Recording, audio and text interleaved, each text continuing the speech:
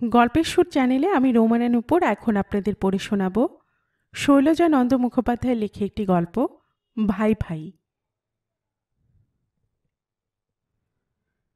বড় ছেলে বিনোদ পোস্ট অফিসে চাকরি করে, মাহিনা পায় 100 টাকা। আর ছোট ছেলে কিশোর চাকরিও করে না, মাহিনাও পায় না। খাইবার সময় চারিটি খায় আর টোটো করিয়া ঘুরিয়া বেড়ায়। বাপ বলেন, বলি হারে বিনোদ, কিশোরটার কি হবে বল দেখি।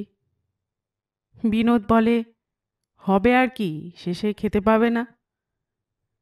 তোর পোস্ট অফিসে যদি একটা পিয়নের কাজটা আছে। বিনোদ বিরক্ত হইয়া জবাব দেয়, না না, সে হবে টবে না, তার চেয়ে দেখি যদি অন্য কোথাও। তাই দেখ বাবা। কিন্তু 100 টাকা বেতন হইলেও বিনোদ অফিসের কেরানি। সকালে 4টি যেমন পারে খাইয়া সে ছুটিতে ছুটিতে অফিসে যায়, ফিরে আসে সন্ধ্যায়। দেখিবার তাহার সময় কোথায়। শেষ পর্যন্ত দেখা তাহার আর হয় না। এদিকে বৃদ্ধ পিতা, মরিবার ভাবনাই তাহার সবচেয়ে বেশি। ভাবেন আর কদিনই বা বাঁচিবেন। বড় ছেলেটা না হয় যা হোক করিয়া দিন চালাইবে, কিন্তু ছোটটার অবস্থা শেষ পর্যন্ত কি হইবে কে জানে। ভাইয়ে ভাইয়ে ভাব হয়তো থাকিতে পারে, কিন্তু বউয়ে বউয়ে ভাব যে থাকিবে না তাহা সত্য, কখনো থাকে না। কাজেই তিনি এক বুদ্ধি ঠাউরাইলেন। বড় বৌমা উমাকে তিনি একদিন তাহার কাছে ডাকিয়া জিজ্ঞাসা করিলেন, হ্যাঁ বৌমা, তোমার বোনের সঙ্গে আমি যদি কিশোরের বিয়ে দেই, তাতে কি তোমার কোনো আপত্তি আছে? উমা হাসিয়া বলিল, বেশ তো।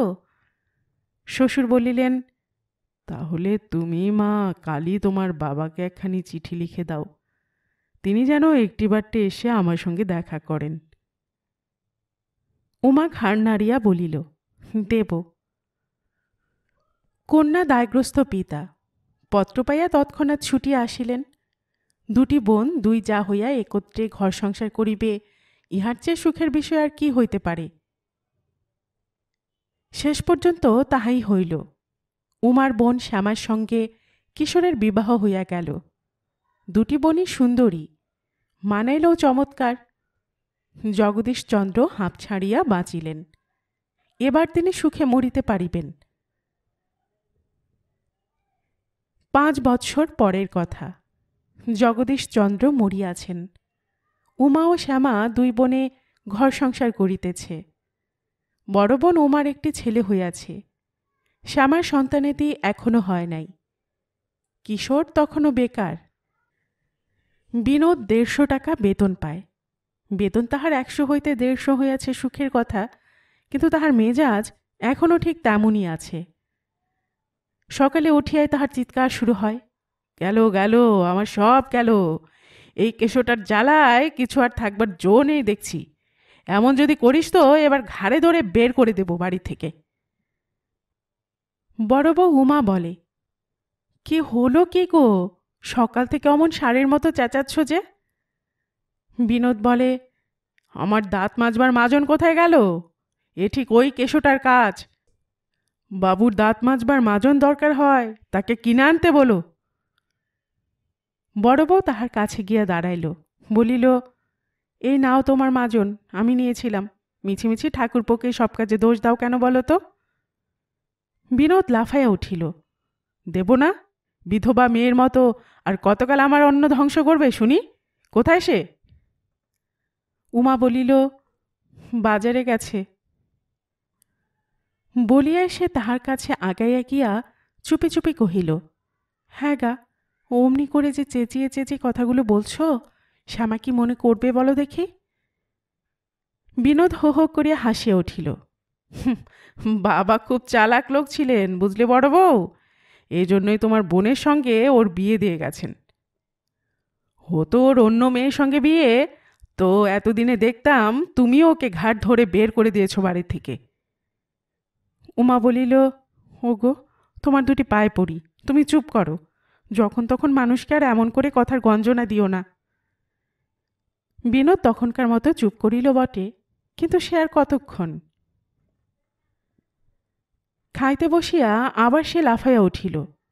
ছি ছি ছি ছি ছি, পচা মাছ ছাড়া বাজারে আর মাছ ছিল না। ডাকো তো, ডাকো তো সেই স্টুপিডকে, দেখে একবার আমি। উমা বলিল, ডেকে কি হবে? এতগুলি লোকের জন্য দেবে তুমি মোটে 3 আনা পয়সার বাজার। পচা মাছ ছাড়া তোমার জন্য টাটকা রুই কাতলা সে আনবে কোত্থেকে শুনি? বিনোদ বলিল, না না, তুমি জানো না বড় বউ, ওই থেকেও লাভ করছে। বিনোদের ছেলেটাকে কাঁধে চড়াইয়া গান করিতে করিতে নিজের উঠোনে কিশোর ঠিক ঘোড়ার মতো পা তুলিয়া তুলিয়া লাফাইয়া লাফাইয়া ছুটিয়া বেড়াইতেছিল। দাদার কথাটা তাহার কানে যাইতেই সে ভেঙচি কাটিয়া সেখান হইতেই চিৎকার করিয়া উঠিল, হ্যাঁ, লাভ করেছে, তোর মাথা করেছে। কিশোর দাঁড়াইয়া পড়িয়াছিল। খোকাবাবু তাহার চুলের গোছা দুহাতের মুঠি দিয়া সজোরে টানিয়া বলিল, হ্যাট হ্যাট। ওরে বাবারে বাবারে, গেলুম গেলুম বলিয়া কিশোর আবার লাফাইতে শুরু করিল। বলিল, মায়েরই বলছি, কোন শালা লাভ করেছে? কেন, ওই হাদাকান্ত বৌদিটা ওর কাছে বসে আছে কি জন্য মরতে? কেন, ও বলতে পারছে না বিড়ি কেনবার জন্য 1 পয়সা আর খোকাবাবুর লেবেন চুসের জন্য 1 পয়সা ওর কাছ থেকে চেয়ে নিয়ে যায়নি? বিনোদ বলিল, তা হোক, তুই বেরো আমার বাড়ি থেকে, আমি আর পারছি নে। কিশোর বলিল, হ্যাঁ, এই যে না বেরোলেই নয়। কেন পারছিস নি শুনি? দেন আমার হাতে 150 টাকা এনে, তোকে আমি রাজার হালে রেখে দিচ্ছি, দেখ। বিনোদ তাহার স্ত্রীর দিকে তাকাইয়া বলিল, শুনেছ, কথা শুনেছ হারামজাদার? তারপর দাঁত কিরকির করিয়া বলিল, দাঁড়া, তোকে আমি বার করতে পারি কিনা দেখাচ্ছি। বলিতে বলিতে সে খাওয়া এবং কথা 2 শেষ করিয়া দিয়া উঠিয়া দাঁড়াইল। কথা তাহার এত শীঘ্র শেষ করিবার ইচ্ছা মোটেই ছিল না, অথচ শেষ না করিলে অফিসের ওদিকে বেলা হইয়া যায়। উমা তাহাকে এত করিয়া বুঝাইবার চেষ্টা করে, বলে, দুটো মাত্র মানুষ, দুবেলা খাচ্ছে, এতে তোমার এতই বা কি খরচ বাপু যে তুমি নাকে কাঁদছ? বিনোদ বলে, তুমি মেয়ে মানুষ, তুমি খরচের কি জানো বলো তো? আচ্ছা কই, তুমিই বলো দেখি সত্যি করে, তোমার বোনের সঙ্গে আর বিয়ে না হলে তুমি ওকে রোজগার করতে বলতে কি না? উমা বলে, সে কি আর আমি এখনো বলছি না ভাবছ? বলি, কিন্তু ঠাকুরপো কি জবাব দেয় জানো? বলে, তোমরা বড় লোক বৌদি, তোমরা একটা চাকর তো রাখতে, আমাকেও তেমনি তোমাদের চাকর ভাবো না। মাইনে যেমন নিই না, তেমনি আমার বউটা দুবেলা খায়, এর উপর আর কি বলতে পারি বলো? কিন্তু বিনোদের সেই এক কথা, বলে, না না, ওর কথায় ভুললে চলবে না বড় বউ, তুমি নিজের সর্বনাশ নিজে করো না। আজ দেখছো দুটো মানুষ, কিন্তু কাল দেখবে ছেলে ছেলে ঘর ভরে গেছে, তখন? বলিয়া বিনোদ একবার চোখ মুছিয়া বোধ করি কিশোরের ঘর ভর্তি ছেলেমেয়ের ছবিটা সচক্ষে দেখিয়া লয়, এবং দেখিয়াই সে চমকিয়া চিৎকার করিয়া ওঠে, না না, আমি পারবো না বাপু, আমি পারবো না, সেই ভালো। এই লইয়া উমার সঙ্গে ঝগড়াঝাঁটি তাহার প্রায় প্রত্যহই লাগিয়া থাকে। সেদিন কিন্তু ঝগড়াটা একটুখানি বেশি হইয়া গেল, এবং তাহার ফল হইল এই যে বিনোদ অফিস চলিয়া গেলে ছেলে কোলে লইয়া মুখ ভারী করিয়া উমা রান্নাঘরে গিয়া দাঁড়াইল। শ্যামা রান্না করিতেছিল। উমা বেশ একটুখানি জোরে জোরে বলিল, দেখ শ্যামা, তুই আর কচি খুকি নোস যে তোকে রোজ রোজ শিখিয়ে দিতে হবে। ঠাকুরপোকে যা হোক একটা কাজকর্ম দেখতে বল। শ্যামা যে বলে নাই তাহা নয়, বরং ঠিক তাহার উল্টা। বলিয়া বলিয়া সে হয়রান হইয়া গিয়াছে, এবং কাল রাত্রেও এই চাকরির কথা লইয়াই স্বামীর সঙ্গে তাহার দারুণ ঝগড়া হইয়াছে। তাহার উপর আজ এই দিদির কথাটা শুনিয়া শ্যামার হঠাৎ রাগ হইয়া গেল। বলিল, কেন দিদি, আমরা তো আর তোর বাড়িতে বসে খাইনি, ও খাচ্ছে চাকরের মতো, আর আমি খাচ্ছি রাঁধুনি হয়ে। এবার ওর একটা কিছু হলে হয়, হলে আমিও বাঁচি, আমার গতরটাও জুড়োয়। এমন কথা শ্যামা কোনো দিনই বলে না। উমাও রাগ করিল, বলিল, কাল থেকে হাঁড়ি যদি তুই ধরিস তো তোকে আমি অতি বড় দিব্যি দিলাম শ্যামা, আর তোর বর যেন কাল থেকে চাকরের মতো না খাটে, বুঝলি? এই বলিয়া সে চলিয়া যাইতেছিল। শ্যামার 2 চোখ ভরিয়া তখন জল আসিয়াছে। দিদিকে শুনাইয়া শুনাইয়া কি যেন সে বলিতে গিয়াও বলিতে পারিল না। ঠোঁট দুইটা তাহার এত বেশি থরথর করিয়া কাঁপিতে লাগিল যে শেষ পর্যন্ত তাহার মুখের কথা মুখে আটকাইয়া রহিল। শ্যামার দোষ দেওয়া অন্যায়। অকর্মণ্য স্বামীর জন্য তাহাকে যদি দুবেলা দুমুঠো খাবার গঞ্জনা সহিতে হয় তো তাহার চেয়ে মৃত্যু ভালো। আহারাদের পর কিশোর তাহার উপরের ঘরে গিয়া বসিয়াছিল। শ্যামাও তাহার হেসেলের কাঁচ চুকাইয়া ঘরে ঢুকিল। ঢুকিয়াই দরজার খিলটা বন্ধ করিয়া দিয়া কিশোরের কাছে গিয়া বলিল, যা বলছি মন দিয়ে শোনো, চিৎকার করে ওঠো না, বুঝলে? কিশোর বলিল, বলো। শ্যামা তখন তাহার দুহাত হইতে সোনার চুড়ি কয়গাছা টানিয়া টানিয়া খুলিতে আরম্ভ করিল। কিশোর একটুখানি অবাক হইয়া গিয়া জিজ্ঞাসা করিল, চুড়ি খুলছ যে? বলছি দাঁড়াও। বলিয়া দুহাতে দুগাছি চুড়ি রাখিয়া বাকি 10 গাছি সোনার চুড়ি শ্যামা তাহার স্বামীর হাতে তুলিয়া দিয়া বলিল, চাকরি পাচ্ছ না তার জন্য আর তোমার দোষ দিয়ে করব কি? এই চুড়ি কগাছা শ্যাকরার দোকানে বন্ধক দাও গে, দিয়ে যা পাও তাই নিয়ে তুমি আজ হোক কাল হোক ছোট্ট আমাদের দুজনের মতো একখানি ঘর ভাড়া করে এসো। তারপর চলো আমরা চলে যাই। তার মানে? মানে আর কিছু না। তোমার দাদা, তুমি হয়তো সহ্য করতে পারো, কিন্তু আমি আর কিছুতেই পারছি না। কিশোর কিছুক্ষণ চুপ করিয়া চুড়িগুলা নাড়াচাড়া করিতে করিতে কি যেন ভাবিল। তারপর মুখ তুলিয়া জিজ্ঞাসা করিল, কিন্তু শ্যামা, তারপর আমাদের চলবে কি সে? শ্যামা বলিল, সে ভাবনা পরে ভেব। চাকরি পাও ভালোই, না পাও দুটো পেট তো, গয়না তো আমার আরও আছে, বিক্রি করে যা হোক একটা কিছু ব্যবসা করবে। কিশোর বলিল, ঠিক বলেছ, বিড়ির ব্যবসা একটা করবার আমার ভারী ইচ্ছে। বিড়ি আমি নিজেও বাঁধতে জানি। শ্যামা তাহাকে আদর করিয়া বলিল, তাই হবে লক্ষ্মীটি, তুমি এখন যাও তো। কিন্তু কটু কথাগুলো শ্যামাকে বলিয়া অবধি উমার মনে শান্তি নাই। শ্যামাকে দরজায় খিল বন্ধ করিতে দেখিয়া উমা তাহাদের ঘরের বাহিরে এতক্ষণ কান পাতিয়া দাঁড়াইয়াছিল। ভিতর হইতে খিল খোলার শব্দ পাইয়া সে একটুখানি দূরে সরিয়া গেল। দেখিল খিল খুলিয়া জামা জুতা পরিয়া কিশোর বাহির হইয়া আসিতেছে। তাহার পিছু পিছু নিচে গিয়া উমা কিশোরকে ধরিয়া ফেলিল। বলিল, শ্যামা তোমায় কি বললে ঠাকুরপো? কিশোর জবাব দেবার আগেই হাতে তাহার চুড়ি কয়গাছির উপর উমার নজর পড়িল। শ্যামার চুড়ি না, কি হবে? কিশোর বলিল, কেন, কি হবে জানো না? বন্ধক দেব। উমা জিজ্ঞাসা করিল, তারপর? কিশোর বলিল, তারপর তোমাদের দুজনের মনস্কামনা পূর্ণ হবে, আমরা এ বাড়ি থেকে উঠে যাব। কিন্তু তোমাদের চলে যাবার কথা তো হয়নি ঠাকুরপো, তোমার একটা চাকরির কথা। কিশোর তাহাকে কথাটা শেষ করিতে দিল না। বলিল, কেন হবে না বৌদি? দাদা আমাকে 50 বার এ বাড়ি থেকে বেরিয়ে যেতে বলেছে, কালও তো বলেছে, তুমি শুনেছ। হাত বাড়াইয়া উমা কিশোরের একখানি হাত চাপিয়া ধরিল। বলিল, তা বেশ, কিন্তু আমার একটি কথা তুমি শুনবে ঠাকুরপো? চুড়িগুলো বন্ধক দেবার জন্য কোথায় তুমি দোকানে দোকানে ছুটে বেড়াবে ভাই? তার চেয়ে ওগুলো তুমি আমারই কাছে বন্ধক রাখো। 100 টাকা তোমায় আমি এক্ষুনি দিচ্ছি। কিশোর ফিরিয়া দাঁড়াইল। বলিল, চলো, শ্যামাকে তাই বলবে, চলো। না ভাই, দোহাই তোমার, ওকে তুমি জানাতে পারবে না। কিশোর বলিল, মায়েরই আর কি, তাহলে না দিলেই নয়।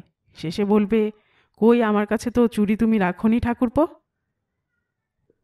উমার মুখখানা সহসা বিবর্ণ হইয়া গেল। বলিল, আমায় তুমি এত অবিশ্বাস করো ঠাকুরপো? কিশোর বলিল, কি জানি বৌদি, আমি আর কাউকে বিশ্বাস করতে পারছি নি। ভাবতাম দাদা বুঝি আমার সঙ্গে হাসি রহস্য করছে, কিন্তু শেষ পর্যন্ত সত্যি সত্যি আমায় যে বাড়ি থেকে চলে যেতে বলবে।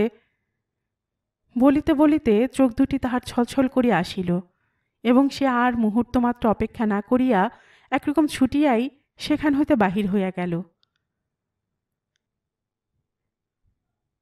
কিন্তু শুধু বাড়ি ভাড়া করিলেই চলে না, নতুন করিয়া সংসার পাতাইতে হইলে ঝাঁটা গাছটি হইতে আরম্ভ করিয়া সংসারের প্রয়োজনীয় অনেক কিছু বস্তুরই প্রয়োজন, অথচ তাহাদের কিছুই নাই। শ্যামা বলিল, সেসব জিনিস আমরা সংসার থেকে নেব। আমার শ্বশুরেরও তো একটা সংসার ছিল, তাছাড়া এই বাড়িও তো আমার শ্বশুরের, এ বাড়িরও তো অর্ধেক আমরা পাই। বাড়ির কথা কিশোরের এতক্ষণ মনে ছিল না। এবার সে লাফাইয়া উঠিল, বলিল, আলবৎ, এই বাড়ি আমি আজই বিক্রি করব, তারপর থাকতে হয় দুজনেই ভাড়া বাড়িতে থাকি গে। বাড়ির কথা যে উঠিতে পারে বিনোদ তাহা ভাবে নাই। বলিল, দেখো বড় বউ, তোমার এই বোনটিকে তুমি যত ভালো মানুষ ভাবো তত ভালো মানুষ নয়। ওই শ্যামাই ওকে এসব শেখাচ্ছে। উমা বলিল, তা কি আর করবে বলো, এতদিন তো কোনো কথা ওঠেনি, তুমিই তো এ কাণ্ডটি করলে। কিশোরকে আলাদা করিয়া দিবার জন্য বিনোদ তখন মরিয়া হইয়া উঠিয়াছে। বলিল, সেই ভালো, বাড়ি তো আর একদিনে বিক্রি করা যায় না, এখন ওকে সংসারের জিনিসপত্র কিছু কিছু দাও, ও যাক অন্য বাড়িতে ওঠে, তারপর ভালো একটা খদ্দের পেলেই বাড়ি আমি বিক্রি করে ফেলব। শেষ পর্যন্ত তাহাই হইল। কিশোর ও শ্যামা বাড়ি ছাড়িয়া অন্য বাড়িতে উঠিয়া গেল। উমা এত করিয়া তাহাদের ঠিকানা চাহিল, কিন্তু কিশোর ঠিকানা কিছুতেই দিল না। বোনকে বিদায় করিয়া উমা কাঁদিতে লাগিল। আর তাহার ছেলেটার দায়ে কিশোরকে লুকাইয়া পলাইতে হইল। ওদিকে শ্যামা তাহার নতুন বাড়িতে গিয়া জিনিসপত্র গুছাইয়া লইয়া কিশোরের সঙ্গে পরামর্শ করিতে বসিল। বলিল, এবার কি করবে বলো দেখি, চাকরির চেষ্টা করবে, না একটা দোকানদানি যা হোক একটা কিছু? কিশোর বলিল, চাকরির চেষ্টা আমি অনেক করেছি শ্যামা, ভালো লেখাপড়া শিখিনি কি না, তাই চাকরি আমায় কেউ দিতে চায় না। তার চেয়ে আমায় তুমি দুটো টাকা দাও, বাড়িতে বসে আমি বিড়ি তৈরি করব। সংসার আমাদের তাতে চলবে তো? না চলে অন্য ব্যবস্থা করলেই হবে। শ্যামা তাহাতেই রাজি হইল। শ্যামা ঘরের কাজকর্ম করিতে থাকে, আর কিশোর বসিয়া বসিয়া বিড়ি বাঁধে আর গল্প করে। বলে, দাঁড়াও না শ্যামা, দাদার ভিড়কুটি আমি ভেঙে দিচ্ছি, একটা মাস আমি দেখব, তারপর ওই বাড়ি আমি অন্যের কাছে বিক্রি করে ফেলবো, দেখো, তখন বাছাধন বুঝতে পারবে। আমারই মতো ওকেও ঠিক অমনি ভাড়া বাড়িতে এসে বাস করতে হবে।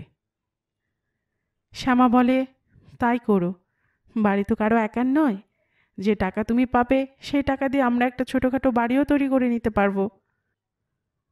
কিশোর বলে, এত বড় না হোক, এরকম তো হবে।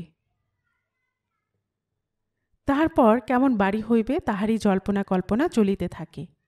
শ্যামা বলে, ছোটোখাটো একটি টিনের বাড়ি হলেই আমাদের চলে যাবে। কিশোর বলে, না না না না, টিনের বাড়ি কেন, টিনের বাড়িতে বাস করে আমাদেরই সর্দি লেগে যাচ্ছে, আর ওই ছোট ছেলে। হাসিতে হাসিতে শ্যামা বলে, ছোট ছেলে আবার কোথায় গো? কিশোর তাহার দাদার ছেলে খোকাবাবুর কথাই বলিয়াছিল। ছেলেটাকে সে কয়েকদিন দেখে নাই, না দেখিয়া এখন সে কথায় কথায় প্রায়ই এই ছেলেটার কথা বলিয়া ফেলে। বলিয়া ফেলিয়া শেষে অপদস্থ হয়। হাসিয়া বলে, বলছিলাম তোমার নিজের ছেলের কথা, আজ না হোক হবে তো একদিন। শ্যামা কিন্তু চালাক মেয়ে, ভিতরে রহস্য বুঝিতে পারিয়া সেই ছেলের কথা লইয়া বেশি ঘাঁটাঘাঁটি করে না। খানিক্ষণ চুপ করিয়া থাকিয়া সে অন্য কথা পাড়িয়া বসে। কিশোর সেদিন খুব ভালো করিয়া এক বান্ডিল গোলাপি বিড়ি তৈরি করিল। তারপর বৈকালে দোকানের বিড়িগুলি দোকানে বিক্রি করিয়া সেই গোলাপি বিড়ির বান্ডিলটি পকেটে লইয়া নিতান্ত অন্যমনস্কের মতো কিশোর ধীরে ধীরে হাঁটিতে হাঁটিতে গিয়া দাঁড়াইল তাহাদের নিজেদের বাড়ি দরজায়। বিনোদ বোধহয় তখনও অফিস হইতে ফিরে নাই। উমা তাহার ছেলেকে কোলে লইয়া উঠোনে দাঁড়াইয়া কাহার সঙ্গে যেন কথা কহিতেছে। দরজাটা একটুখানি ঠেলিয়া ফাঁক করিয়া সে ফাঁকের মুখে চোখ রাখিয়া কিশোর অনেকক্ষণ দাঁড়াইয়া দাঁড়াইয়া একদৃষ্টে বোধ করি ছেলেটার দিকে তাকাইয়া রহিল। তাহার পর হঠাৎ এক সময় দরজা ঠেলিয়া ঘরে ঢুকিতেই দেখিল উমা যাহার সঙ্গে কথা কহিতেছিল সে তাহাদের নতুন ঝি, কলতলায় বসিয়া বসিয়া বাসন মাজিতেছে। হাসিতে হাসিতে কিশোর বলিল, হ্যাঁ, তাহলে ঝি তোমায় একটা রাখতে হয়েছে দেখছি। কিশোর সেই যে গিয়াছে এতদিন পরে এই সে প্রথম আসিল। উমা তাই একটুখানি রাগ দেখাইয়া বলিল, এতদিন পরে আজ বুঝি তোমার সময় হলো? কিশোর বলিল, কি আর করি বৌদি, গরিব মানুষ, দিনরাত্রি খাটতে হয়। কাজকর্ম পেয়েছ নাকি? কিশোর একটা দীর্ঘ নিঃশ্বাস ফেলিয়া বলিল, না, কাজ টাজ পাইনি, তবে বাড়ি বসে বিড়ি তৈরি করি, তাইতে রোজ কোনো রকমে হয় আনা আষ্টেক। এই বলিয়া তাহার পকেট হইতে সেই গোলাপি বিড়ির বান্ডিলটি বাহির করিয়া কিশোর তাহার বৌদিদির হাতে দিয়া বলিল, এইটি দিও দেখি দাদাকে, খেয়ে যদি ভালো বলে তো রোজ এক বান্ডিল করে। বলিয়াই একটা ঢোক গিলিয়া একবার এদিক ওদিক চাহিয়া বলিল, কিন্তু মাইরি, তোমার বোনটা এত বোকা, হাতে ধরে ধরে বিড়ি বাঁধতে শেখাচ্ছি, বলছি শেখো, তাহলে ডবল রোজগার হবে, কিন্তু কিছুতেই শিখতে পারছে না, খালি ফ্যাঁ ফ্যাঁ করে হাসছে আর সব লণ্ডভণ্ড করে দিচ্ছে। উমাও একটা দীর্ঘ নিঃশ্বাস ফেলিল, বলিল, ও কেউ আর বিড়ি বাঁধতে শিখিও না ভাই, আরে ছোট লোকের কাজ তুমিও আর না করে বরং অন্য কিছু চেষ্টার চরিত্র করো। আচ্ছা, এখন শ্যামা কেমন আছে বলো? ভালো নেই তা আমি বেশ বুঝতে পারছি। শেষের কথাটা সে এমন শ্লেষের ভঙ্গিতে বলিল যে কিশোরের বুকে গিয়া সেটা যেন ধক করিয়া বিঁধিল। বলিল, তবে আর মিছে জিজ্ঞেস করছো কেন বৌদি? ভালো নেই বুঝতেই যখন পারছো, তখন তাই ধরে নাও যে সে ভালো নেই। কিশোরকে দেখিয়া অবধি ছেলেটা তাহার মার কোল হইতে কাকাবাবুর কোলে যাইবার জন্য অনেকক্ষণ হইতে ছটফট করিতেছিল। কিশোর এবার তাহাকে হাত বাড়াইয়া লইতে গেল, কিন্তু উমা বলিল, থাম বাবা থাম, ভারী তো কাকাবাবু, কাকিমাকে নিয়ে গিয়ে তার দুর্গতির আর সীমে কিছু রাখিনি, তার উপর সে যে গেছে তার একটা খবর দেবার নাম নেই, আজ এলো এক বান্ডিল বিড়ি হাতে নিয়ে। এই বলিয়া সে ছেলেটাকে তাহার কোলের উপর আরও ভালো করিয়া চাপিয়া ধরিয়া জিজ্ঞাসা করিল, বলি, হ্যাঁ, স্ত্রীকে পোষবার ক্ষমতা নেই, তবু তো নিয়ে গেলে খুব বাহাদুরি করে, তার না হয় মরবার ফুরসত নেই বুঝলুম, কিন্তু আমাদেরও তো ঠিকানাটা দিতে পারো, একবার নিজে গিয়ে না হয় দেখে আসি। কিশোর বলিল, না, সে আর তোমাকে দেখতে হবে না বৌদি, সে বেশ আছে। উমা তাহার মুখখানি গম্ভীর করিয়া বলিল, হ্যাঁ, তোমার মতো স্বামীর হাতে পড়ে বেশ যে কেমন আছে তা আমি বেশ ভালো করেই বুঝছি। বলি, গয়নাগুলো কি এরই মধ্যে সবই গেল, না এখনো কিছু আছে? কিশোর বলিল, সেসব কথা জানবার তো তোমার কোনো দরকার নেই বৌদি। দরকার আছে কি না তা তুমি কেমন করে বুঝবে বলো? এক মার পেটের বোন, মা মরবার পর হতভাগীকে আমি নিজের হাতে মানুষ করেছি, তা নইলে কোথায় গয়না বেচছে না বিড়ি বাঁধছে তা আমি দেখতে যেতাম না। বলিতে বলিতে তাহার চোখ দুইটা জলে ভরিয়া আসিল। কিশোর তাহার সে কথায় কর্ণপাত না করিয়া আর একবার হাত বাড়াইয়া বলিল, ছেলেটাকে একবার দেবে বৌদি? উমা পিছন ফিরিয়া বলিল, না, আর ছেলেকে ভালোবেসে কাজ নেই, নিজের ছেলেপুলে হলে তাদের কেমন করে বিড়ি বাঁধতে শেখাবে সেই কথা ভাবোগে, যাও, এই নাও তোমার। বলিয়া তাহার অত যত্নের বাঁধা গোলাপি বিড়ির বান্ডিলটা উমা তাহার পায়ের কাছে ছুঁড়িয়া ফেলিয়া দিয়া হনহন করিয়া সিঁড়ি ধরিয়া ওপরে উঠিয়া গেল। ছেলেটা তাহার কাকাবাবুর দিকে হাত বাড়াইয়া চিৎকার করিয়া কাঁদিতে লাগিল। যতক্ষণ দেখা গেল কিশোর সেই দিক পানে একদৃষ্টে ফ্যালফ্যাল করিয়া তাকাইয়া রহিল। তারপর দেখিল সারা উঠোনময় বিড়িগুলো ইতস্তত ছড়াইয়া পড়িয়াছে। অমন সকরুণ দৃষ্টিতে বিড়িগুলির দিকে তাহাকে তাকাইতে দেখিয়া কলতলা হইতে বৃদ্ধাজি বলিয়া উঠিল, আমি কুড়িয়ে দিচ্ছি বাবা, দাঁড়াও। এই বলিয়া কলে হাত ধুইয়া সে বোধ হয় বিড়িগুলি কুড়াইয়া দিবার জন্যই আগায় আসিতেছিল, কিন্তু কিশোরের দুই চোখ বাহিয়া তখন জল গড়াইতেছে। তাহাই সে বোধ করি ওই ঝির কাছে গোপন করিবার জন্য তাড়াতাড়ি পেছন ফিরিয়া দরজা খুলিয়া একরকম ছুটিয়াই সেখান হইতে অদৃশ্য হইয়া গেল। তাহারে কিছুদিন পরে বিনোদের বাড়িতে ভারী একটা অদ্ভুত ঘটনা ঘটিল। ঘটনাটা যেমন বিস্ময়কর তেমনি শোচনীয়। বাড়ির বৃদ্ধাঝি বিনোদের ছেলেটিকে লইয়া দরজার কাছে বসিয়াছিল। রাস্তার ধুলোবালি লইয়া ছেলেটি খেলা করিতেছে, এমন সময় ঘরের ভিতর হইতে উমা ডাকিল, ঝি। দরজা ঠেলিয়া ঘরে ঢুকিয়া ছেলের দিকে পেছন ফিরিয়া ঝি তাহার সঙ্গে কথা বলা শেষ করিয়া বাহিরে আসিয়া দেখে ছেলে নাই। এদিক ওদিক তাকাইয়া পথের উপর খানিকটা ছুটাছুটি করিয়া ছেলেকে কোথাও সে খুঁজিয়া পাইল না। রাস্তাটা গলি রাস্তা, লোকজনের চলাচল খুব কম, গাড়ি ঘোড়া তো চলেই না। তবু সে ইহাকে উহাকে যাহাকে পাইল তাহাকে জিজ্ঞাসা করিল, এ বাড়ি সে বাড়ি খুঁজিয়া দেখিল, কিন্তু ছেলের সন্ধান কেহই দিতে পারিল না। অবাক কাণ্ড! ইহারই মধ্যে ছেলে তাহা হইলে গেল কোথায়? ঘরের মধ্যে কান্নাকাটি পড়িয়া গেল। ঝি কাঁদিতে লাগিল, উমা কাঁদিতে লাগিল। অফিস হইতে বিনোদ আসিয়া খুঁজিতে আর কোথাও বাকি রাখিল না। কেহ বলিল, ছেলে ধরাই নিয়ে গেছে। কেহ বলিল, খবরের কাগজে সেদিন দেখছিলাম বটে, ছেলে মেয়ে আজকাল বড্ড চুরি যাচ্ছে। আবার কেহ কেহ বলিতে লাগিল, ছেলে যাবে কোথায় মশাই, ছেলে আপনি পাবেন। এমনি 5 জনের 5 কথায় বিনোদের মাথা একেবারে গোলমাল হইয়া গেল। কি যে করিবে কিছুই বুঝিতে না পারিয়া কাঁদিতে কাঁদিতে পাগলের মতো ছুটোছুটি করিতে লাগিল। পাশের বাড়ির এক নিরঞ্জনবাবু বলিলেন, এখনো বসে আছেন কেন বিনোদবাবু? পুলিশে একটা খবর দিয়ে আসুন, গায়ে সোনার গয়না ছিল তো? ঘাড় নাড়িয়া বিনোদ বলিল, হ্যাঁ। ব্যাস, তবে আর বলতে হবে কেন দাদা, যে বাজার পড়েছে আজকাল, ওরই লোভে কেউ হয়তো তুলে নিয়ে গেছে। গয়নাগাটি খুলে নিয়ে পথের ধারে এতক্ষণ হয়তো বসিয়ে দিয়ে গেছে। যান আপনি পুলিশে একটা ডায়েরি করে আসুন। বিনোদ তৎক্ষণাৎ পুলিশ থানায় একটা ডায়েরি লিখায় আসিল। রাত্রে আর সেদিন কাহারও খাওয়া হইল না। কাঁদিতে কাঁদিতে উমা একবার বলিল, ছেলেটাকে ঠাকুরপো নিয়ে যায়নি তো? হ্যাঁ গা। বিনোদ বলিল, সে আগে নিজের খাবার জোগাড় করুক, তারপর ছেলে নিয়ে যাবে। পাগল হয়েছ? খবরটা যে কিশোরকে একবার জানাইবে তাহারও উপায় নাই, তাহার ঠিকানা কেহই জানে না। অফিস হইতে আসিবার পথে ট্রাম হইতে নামিয়া বিনোদ রোজই একবার থানায় খবর লইয়া আসে, ছেলের কোনো সংবাদ তাহারা পাইয়াছে কিনা। সেদিনও অমনি থানা হইতে বাহির হইতেছে, এমন সময় দেখিল ফুটপাতের উপর দিয়া কিশোর কোথায় যাইতেছে।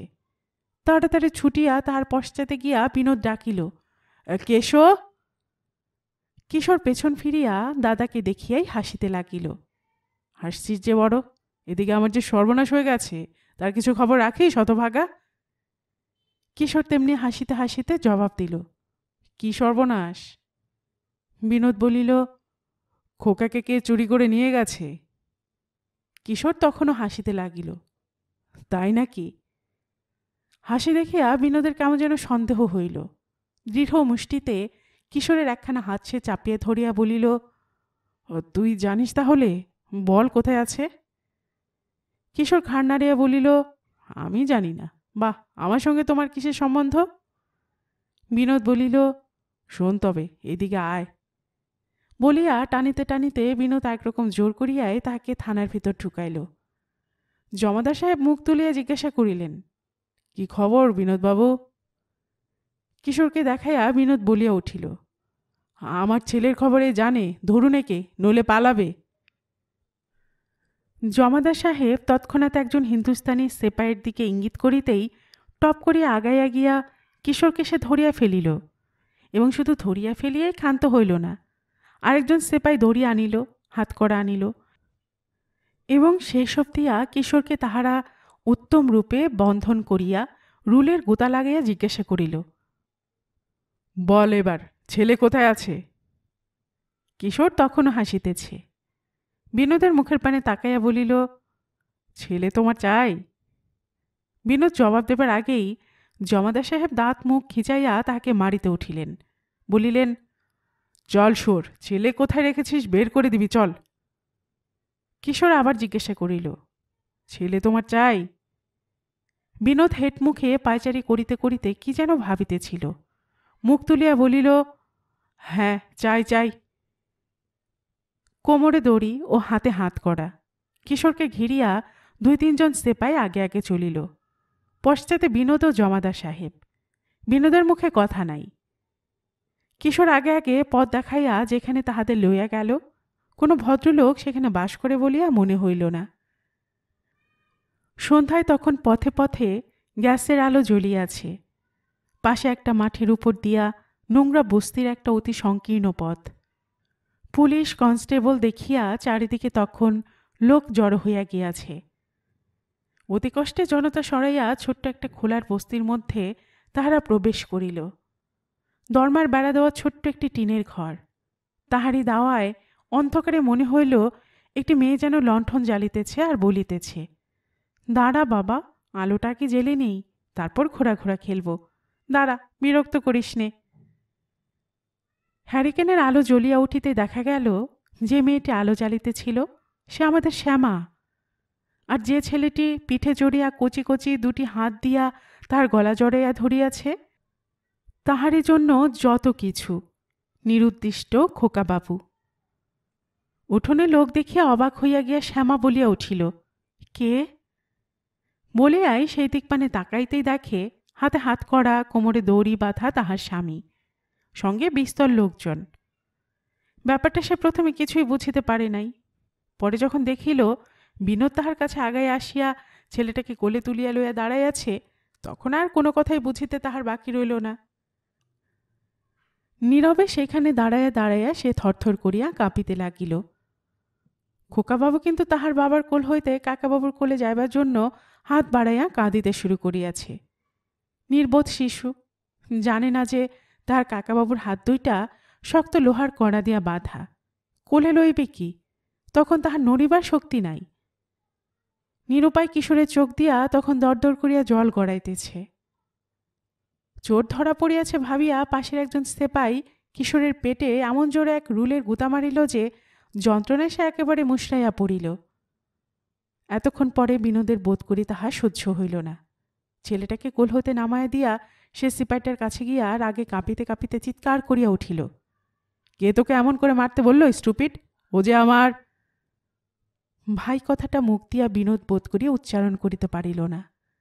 সজল চক্ষে জমাদার সাহেবের দিকে তাকাইয়া বলিল, ওকে ছেড়ে দিন। কিশোরকে বন্ধনমুক্ত করিয়া দিয়া জমাদার সাহেব বিনোদের কাছে আগাইয়া গেলেন। বলিলেন, এতক্ষণ তবে কি আপনি আমাদের সঙ্গে তামাশা করছিলেন বিনোদবাবু? বিনোদ বলিল, তামাশা কিরকম? জমাদার সাহেব বলিলেন, হ্যাঁ চলুন, এবার তাহলে আপনাকে থানায় যেতে হবে। কে নিয়ে যেতে পারে কই দেখি? বলিয়া কিশোর তাহার বিশাল বক্ষ এবং অজানুলম্বিত দুই বাহু প্রসারিত করিয়া দাদাকে তাহার আগলাইয়া দাঁড়াইল। বলিয়া কিশোর তাহার বিশাল বক্ষ এবং আজানুলম্বিত দুই বাহু প্রসারিত করিয়া দাদাকে তাহার আগলাইয়া দাঁড়াইল। বলিল, বেরিয়ে যাও তোমরা আমার বাড়ি থেকে, নইলে এক্ষুনি একটা খুনোখুনি করে ফেলবো বলে দিচ্ছি। আমার রাগ ভারী খারাপ। বিশ্বাস নেই, শালা গুন্ডা। বলিয়া সেপাই কয়জন তো আগেই বাহির হইয়া গেল এবং তাহাদের পিছু পিছু জমাদার সাহেবও বাহির হইয়া যাইতে পথ পাইলেন না।